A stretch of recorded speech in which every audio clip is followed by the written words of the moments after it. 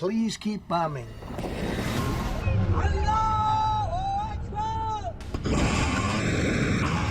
সময় ফুরিয়ে আসছে, ঘড়ির কাঁটা যত এগোচ্ছে মধ্যপ্রাচ্যের আকাশে তত বেশি ঘনীভূত হচ্ছে যুদ্ধের কালো মেঘ। 14 দিনের একটি সাময়িক স্বস্তি কি তবে দীর্ঘস্থায়ী অশান্তির পূর্বাভাস ছিল? মার্কিন প্রেসিডেন্ট ডোনাল্ড ট্রাম্পের সাম্প্রতিক হুমকি অন্তত সেই ইঙ্গিতই দিচ্ছে। গত 8 এপ্রিল থেকে শুরু হওয়া যুদ্ধবিরতির মেয়াদ শেষ হচ্ছে এই বুধবার।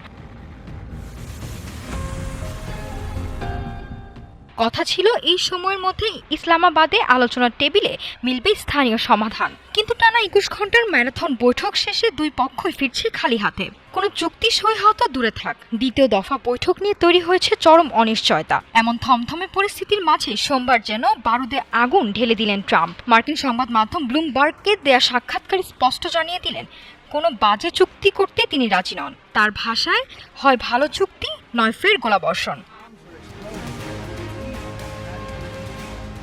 ট্রাম্পের এই ডু অর ডাই নীতি কূটনৈতিক মহলে তৈরি করেছে তীব্র উত্তেজনা। একদিকে তিনি বলছেন হাতে প্রচুর সময় আছে, অন্যদিকে বুধবার সন্ধ্যাকে বেছে দিয়েছেন চূড়ান্ত সময়সীমা হিসেবে।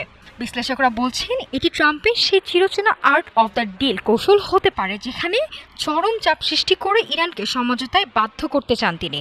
এখন প্রশ্ন একটাই, ইসলামাবাদের ব্যর্থতার পর শেষ মুহূর্তে কি অলৌকিক কিছু ঘটবে, নাকি বুধবার সূর্যাস্তের সাথে সাথে পারস্য উপসাগর আর প্রকম্পিত হবে মিসাইল আর বোমার গর্জনেও?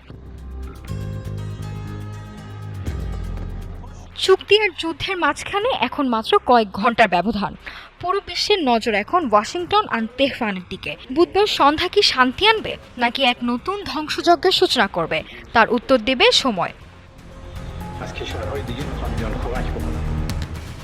নাফিসা সামিয়া, ঢাকা টুডে।